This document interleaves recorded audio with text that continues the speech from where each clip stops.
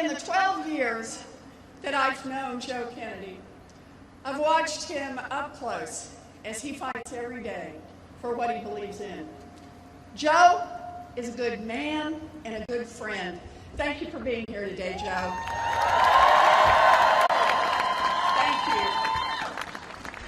And thank you to all of our dynamic speakers who've been keeping everybody fired up and everybody warmed up this morning. And thank you to the best partner ever in the United States Senate. He's been fighting for climate change, and now he's fighting for a Green New Deal, Ed Markey. Let's re-elect him to the Senate next year. And thank you to a woman who is now making her own way in the halls of Congress, Lori Trahan. And thank you to Councilor Michelle Wu, to Sheriff Steve Tompkins, to Mayor Danny Rivera, great leaders and longtime friends. And thank you to Karen Spilkin, the colleagues in the State House and other local leaders, all of whom are with us here today. Thank you. And most of all, thank you. Thank you to everyone. I love you too. Thank you to everyone who's traveled here to Lawrence. I am deeply grateful that you came here on a cold and blustery day to be part of this announcement. Thank you.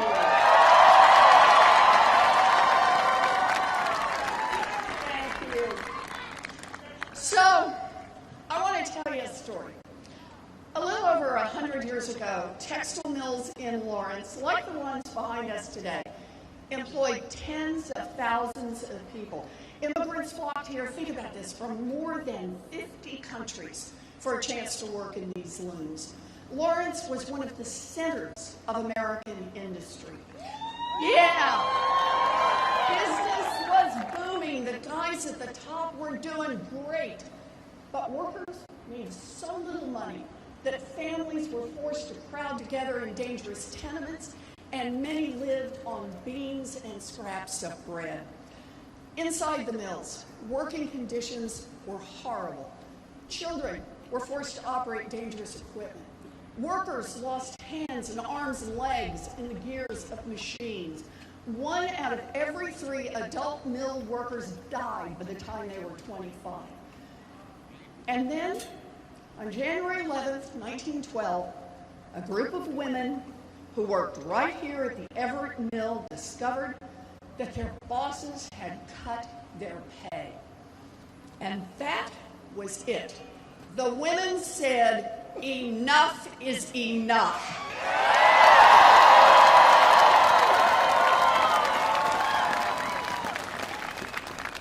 They shut down those looms and they walked out. And soon, workers walked out at another mill in town, and then another, and then another, until 20,000 textile workers across Lawrence were on strike. Now, these workers, led by women, didn't have much. They didn't even have a common language. Nevertheless, they persisted.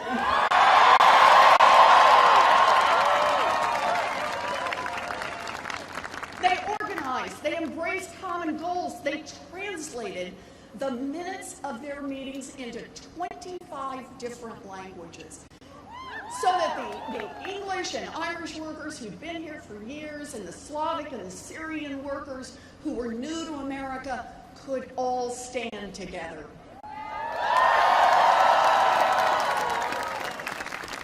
Now, they hammered out their demands: fair wages, overtime pay, and the right to join a union.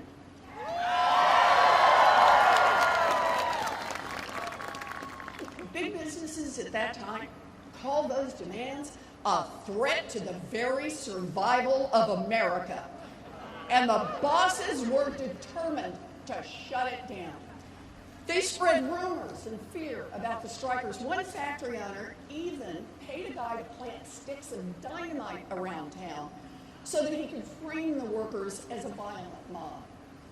The mill owners also own city government, and city government declared martial law and called in the militia. Some strikers died in violent clashes with the police. Understand, it was a hard fight. Families that were already going to bed hungry had to make do with even less. They were cold, they were under attack, but they stuck together and they won.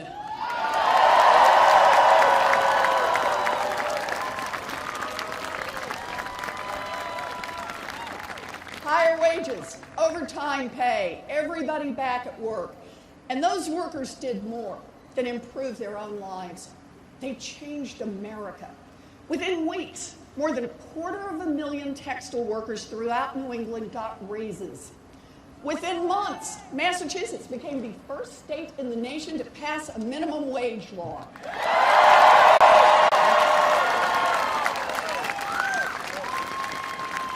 And today, there are no children working in factories. We have a national minimum wage and national worker safety laws. Workers get paid overtime, and we now have a 40-hour week. That's right. Because of the workers right here in Lawrence and all across the country, we have weekends.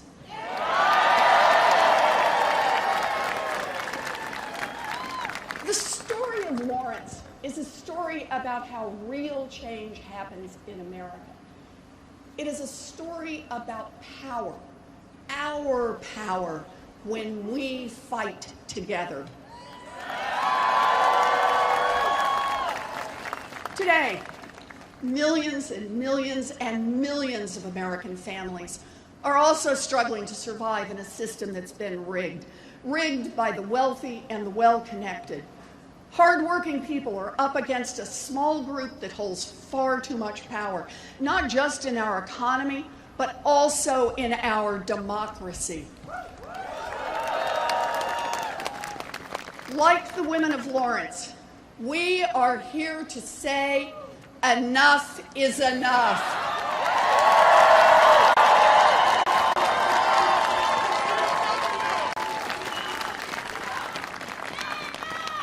We are here to take on a fight that will shape our lives, our children's lives, and our grandchildren's lives just as surely as the fight that began in these streets more than a century ago.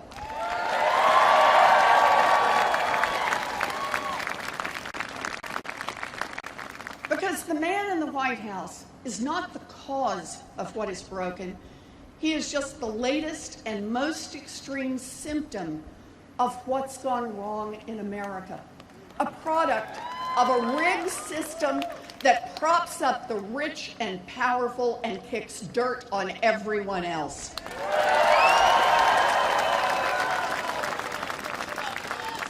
So once he's gone, we can't pretend that none of this ever happened. It won't be enough just to undo the terrible acts of this administration. We can't afford just to tinker around the edges, a tax credit here, a regulation there. Our fight is for big structural change.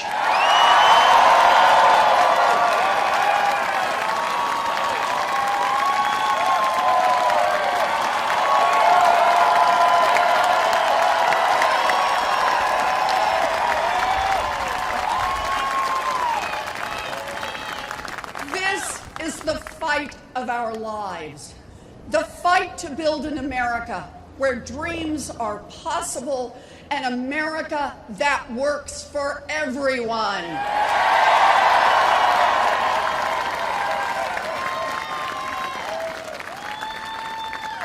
And that is why I stand here today to declare that I am a candidate for President of the United States of America.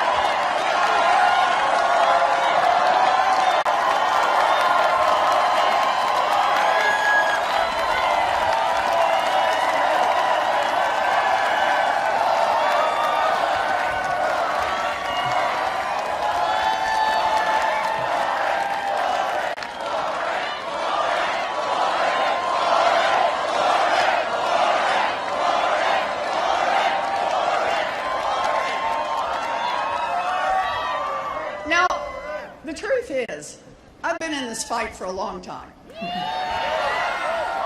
I grew up in Oklahoma on the ragged edge of the middle class. Now, when my daddy had a heart attack, my family nearly tumbled over the financial cliff. But we didn't. My mother, who was 50 years old and had never worked outside the home, walked to Sears and got a minimum wage job answering the phones.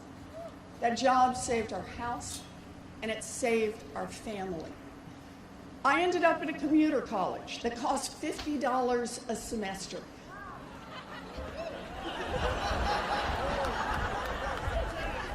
But think about it.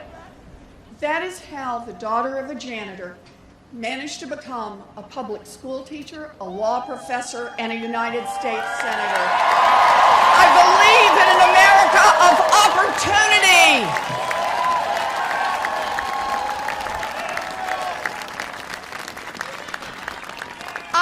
I've spent most of my life studying what happened to families like mine, families caught in the squeeze, families that go broke.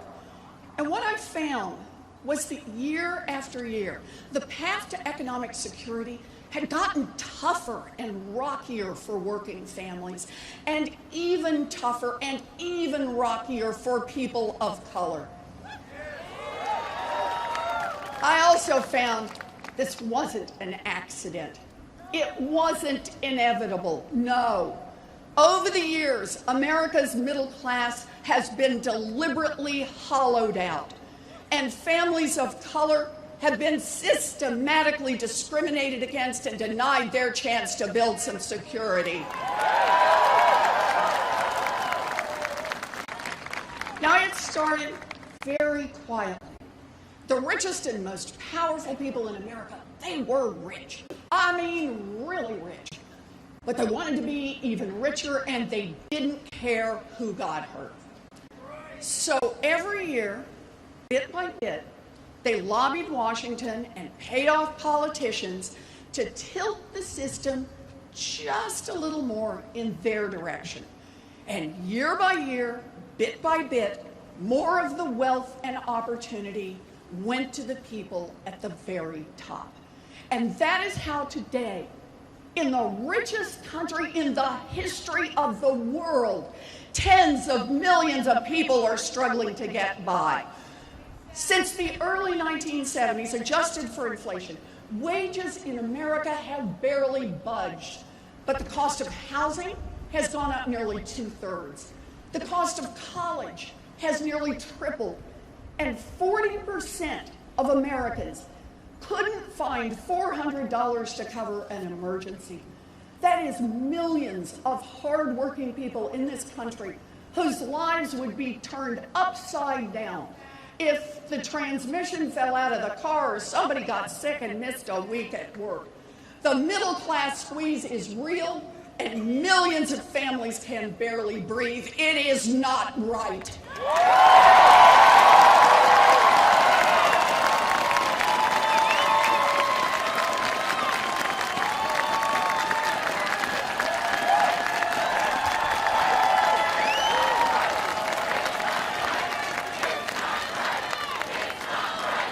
It's not right. It's not right. It's not right. It's not right. It's not right. It's not right. Now, this disaster has touched every community in America. And for communities of color that have stared down structural racism for generations, the disaster has hit even harder. Take home ownership. The number one way that middle-class families build wealth in our country. Back in 1960, it was legal to discriminate against families of color. And the gap between white homeownership and black homeownership rates was 27 percentage points. That's a lot. Over time, we changed the law to prohibit that kind of discrimination, and the gap began to close.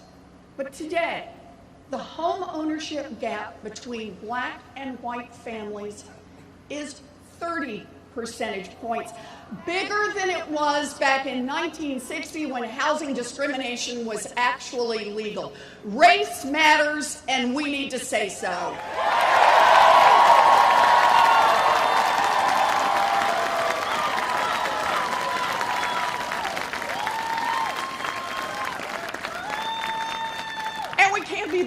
the fact that the rules in our country have been rigged against other people for a long time. Women, LGBTQ Americans, Latinos, Native Americans, immigrants, people with disabilities, and we need to call it out.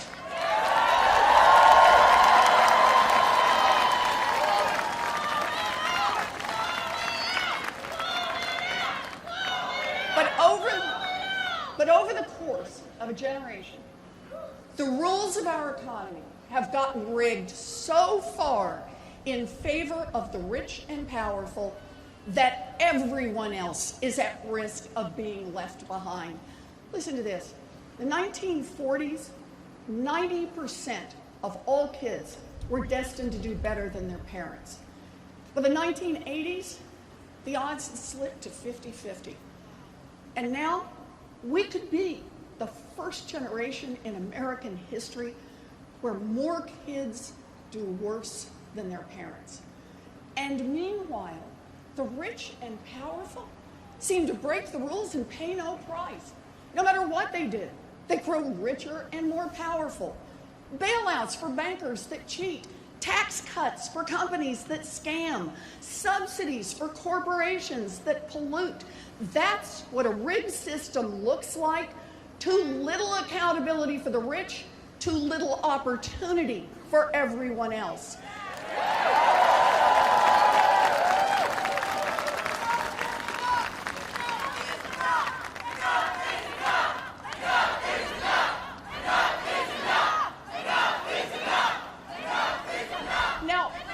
Now when I talk about this, some rich guys scream, class warfare. Well, let me tell you something. These same rich guys have been waging class warfare against hardworking people for decades. I say it's time to fight back.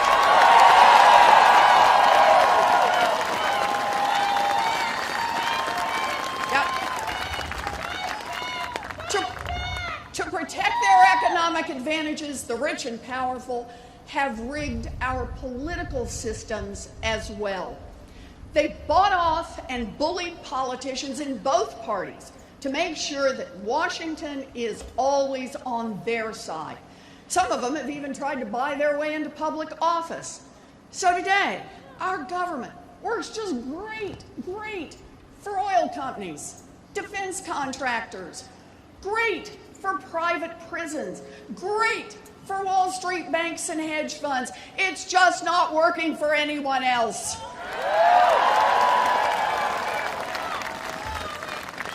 And when it comes to climate change, our very existence is at stake. But Washington refuses to lift a finger without permission from the fossil fuel companies. That's dangerous and it's wrong.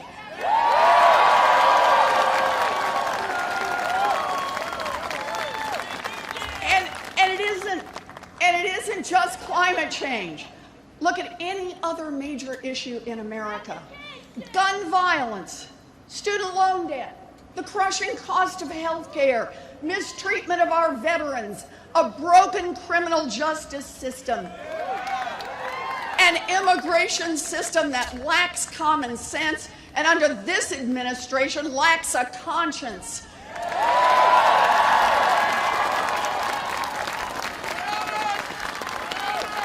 Overwhelming majorities of Americans want action.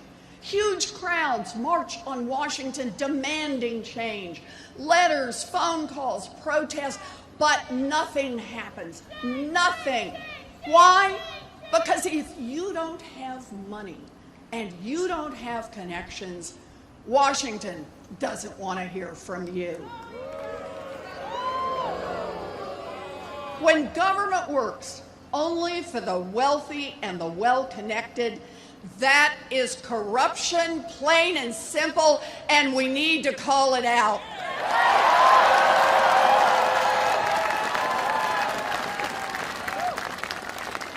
Corruption is a cancer on our democracy, and we will get rid of it only with strong medicine, with real structural reform.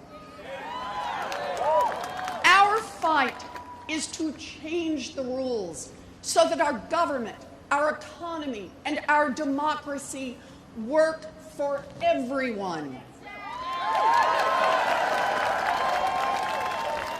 And I want to be crystal clear about exactly what I mean when I say that.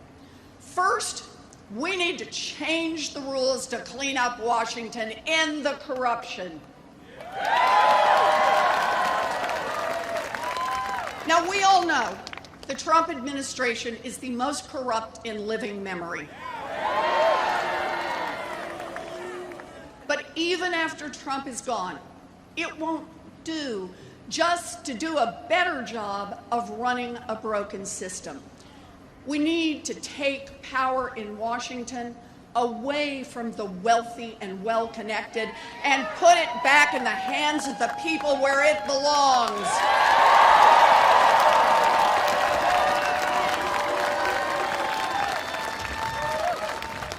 And that is why I have proposed the strongest and most comprehensive anti-corruption law since Watergate. Let me just give you some examples, just some examples. Shut down the revolving door between Wall Street and Washington. End lobbying as we know it. And while we're at it, ban foreign governments from hiring lobbyists in Washington. Oh, and make justices of the United States Supreme Court follow a basic code of ethics.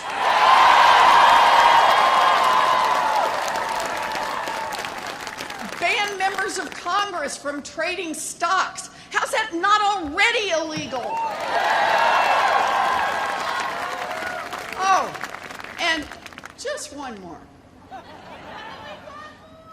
Make every single candidate for federal office put their taxes online. I've done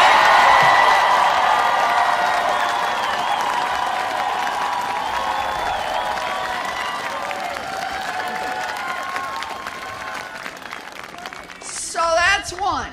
Root out corruption in Washington. Now two.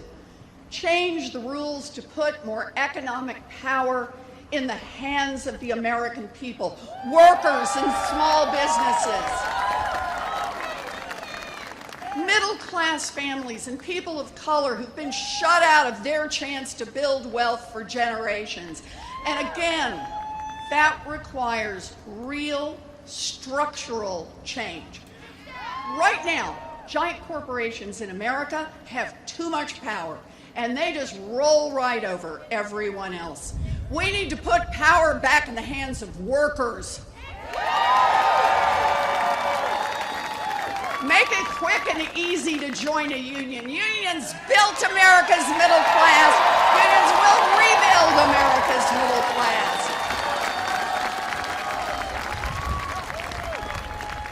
And make American companies accountable for their actions. Raise wages by putting workers in those corporate boardrooms where the real decisions are made. Break up monopolies when they choke off competition. Take on Wall Street banks so that the big banks can never again threaten the security of our economy. And when giant corporations and their leaders cheat their customers, stomp out their competitors, and rob their workers, let's prosecute them.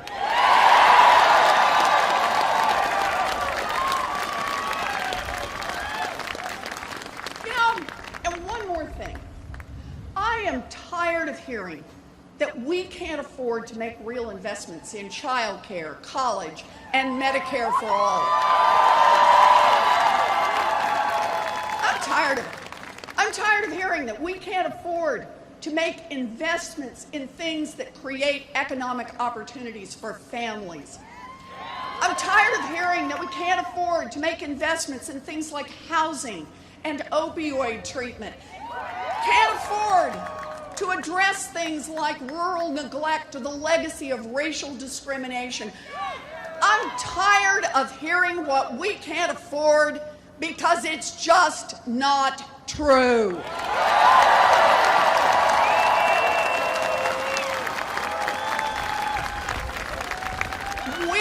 are the wealthiest nation in the history of the world.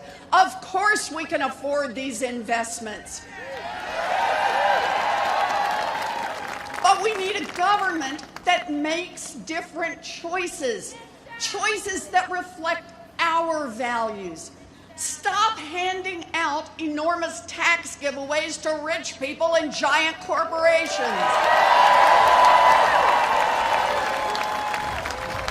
Stop refusing to invest in our children. Stop stalling on spending money, real money, on infrastructure and clean energy and a Green New Deal.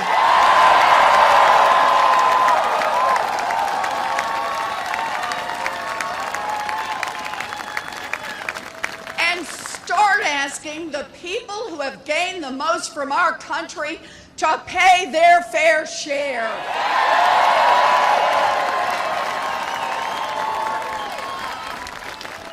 And that includes real tax reform in this country. Reforms that close loopholes and giveaways to the people at the top, and an ultra-millionaires tax to make sure that rich people start doing their part for the country that made them rich.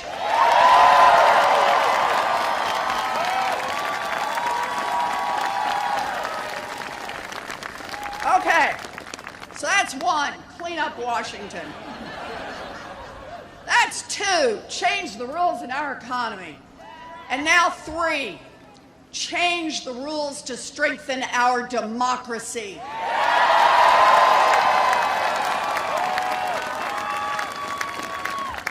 And that starts with a constitutional amendment to protect the right of every American citizen to vote and to have that vote counted.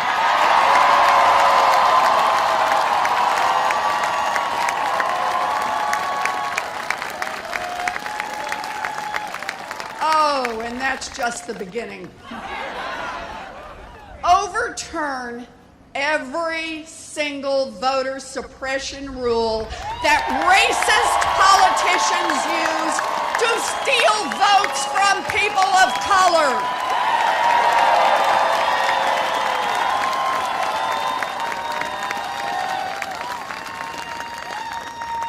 Outlaw partisan gerrymandering by Democrats or Republicans. And overturn Citizens United. Our democracy is not for sale.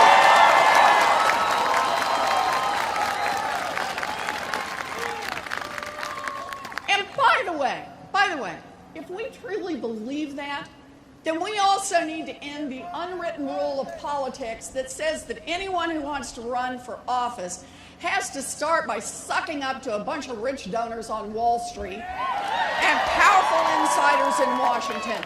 So, I'm opting out of that rule. I'm not taking a dime of PAC money in this campaign.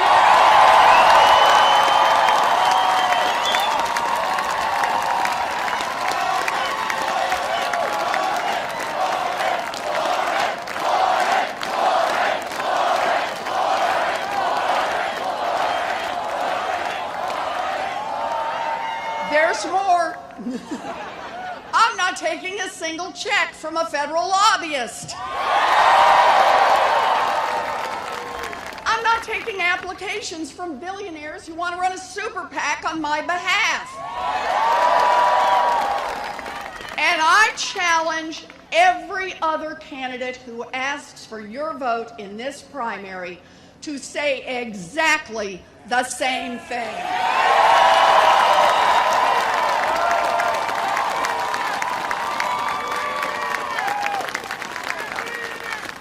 So, it's not just elections. Real democracy requires equal justice under law. It's not equal justice when a kid with an ounce of pot can get thrown in jail while a bank executive who launders money for a drug cartel can get a bonus. We need reform.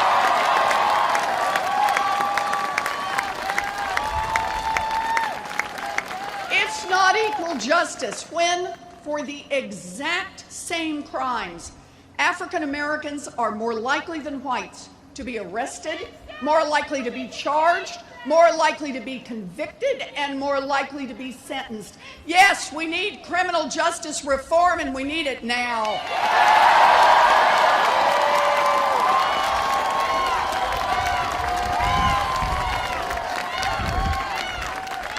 And one more thing we need to do to strengthen our democracy. We must not allow those with power to weaponize hatred and bigotry to divide us.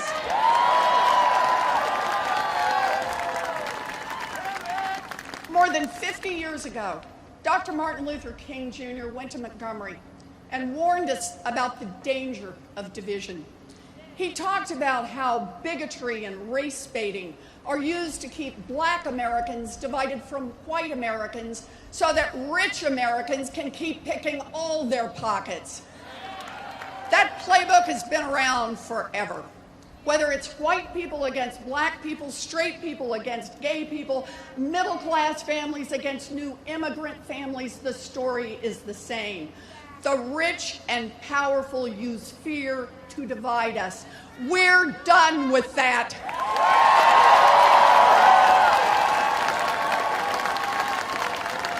Bigotry has no place in the Oval Office.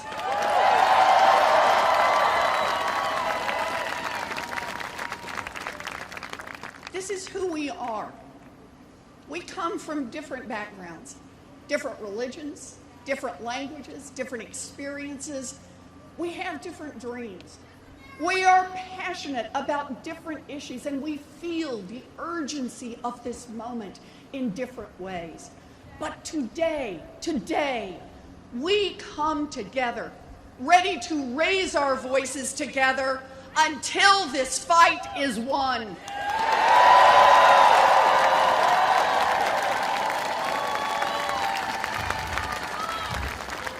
Our movement won't be divided by our differences. It will be united by the values we share. We all want a country where everyone, not just the wealthy, everyone can take care of their families. We all want a country where every American, not just the ones who hire armies of lobbyists and lawyers, everyone can participate in democracy. A country where every child can dream big and reach for real opportunity. And we are in the fight to build an America that works for everyone.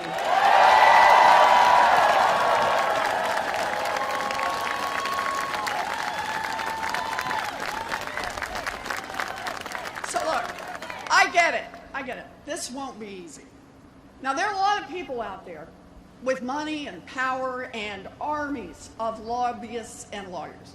People who are prepared to spend more money than you and I could ever dream of to stop us from making any of these solutions a reality. People who will say it's extreme or radical to demand an America where every family has some economic security and every kid has a real opportunity to succeed. And I say to them, get ready, because change is coming faster than you think.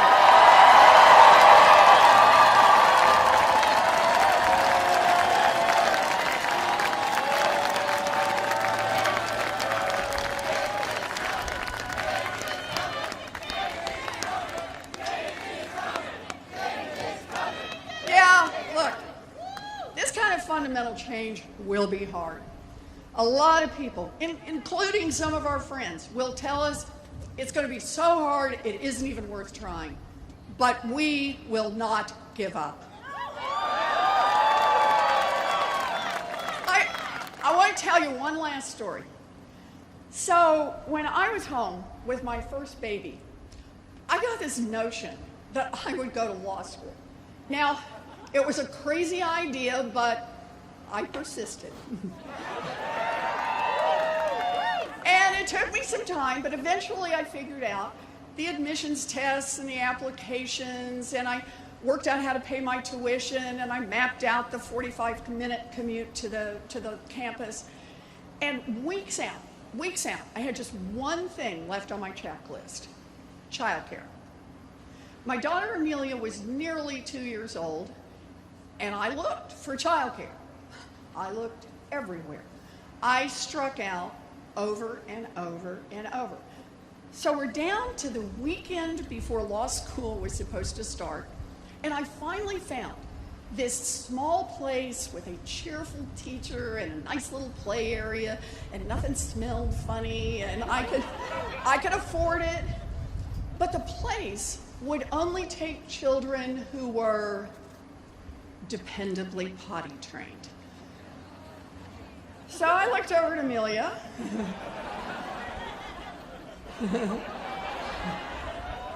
She was happily pulling toys off the shelf, her diaper barely covered by her pink stretchy pants. Dependably potty trained. I now had 5 days to dependably potty train an almost 2-year-old. All I can say is, I stand before you today courtesy of 3 bags of M&Ms and a cooperative toddler.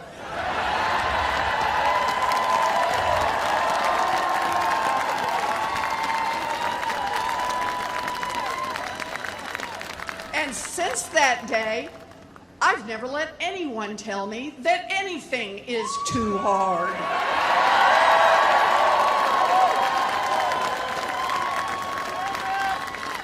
Now, how they have tried. People said it would be too hard to build an agency that would stop big banks from cheating Americans on mortgages and credit cards. But we got organized, we fought back, we persisted, and now that consumer agency has forced these banks to refund nearly $12 billion directly to people they cheated. Yes. And when Republicans tried to sabotage the agency, I came back here to Massachusetts and then ran against one of them. Now, no woman had ever won a Senate seat in Massachusetts, and people said it would be too hard for me to get elected. But we got organized, we fought back, we persisted, and now I am the senior senator from the Commonwealth of Massachusetts.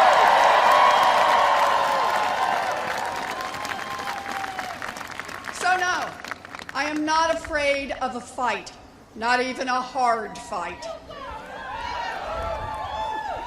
When the women of Everett Mill walked out from their machines and out into that cold January air all those years ago, they knew it wouldn't be easy. But they also knew what was at stake for themselves and their families. And they weren't going to let anyone tell them it was too hard. Doubters told the abolitionists, it's too hard. Skeptics told the suffragettes, it's too hard. Cynics told the trust busters, it's too hard. Naysayers told the foot soldiers of the civil rights movement, it's just too hard. But they all kept right on going, and they changed the history of America.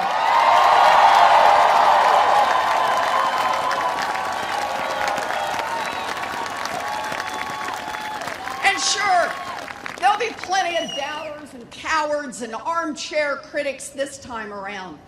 But we learned a long time ago, you don't get what you don't fight for.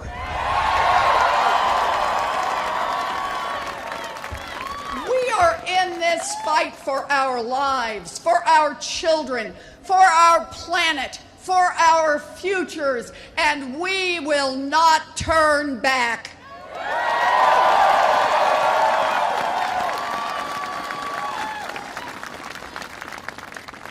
My daddy ended up as a janitor, but his little girl got the chance to be a public school teacher, a college professor, a United States senator, and a candidate for president of the United States.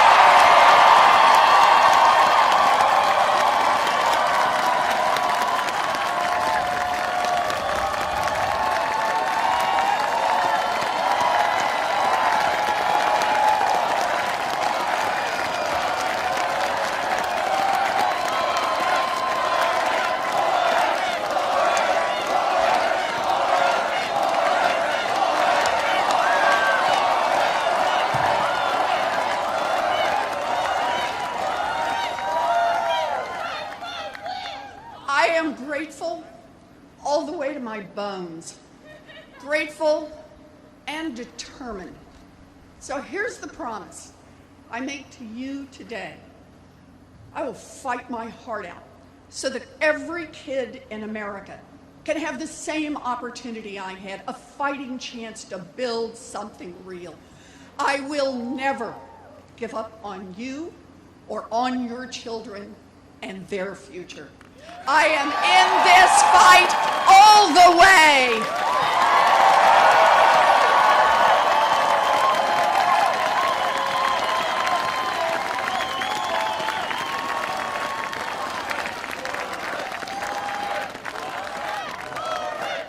Okay.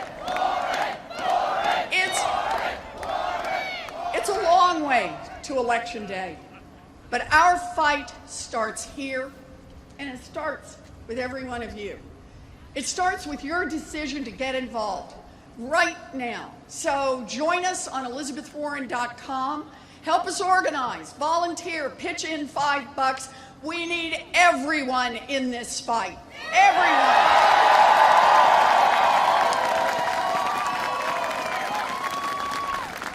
Textile workers here in Lawrence, more than 100 years ago, won their fight because they refused to be divided. Today, we gather on those same streets, ready to stand united again.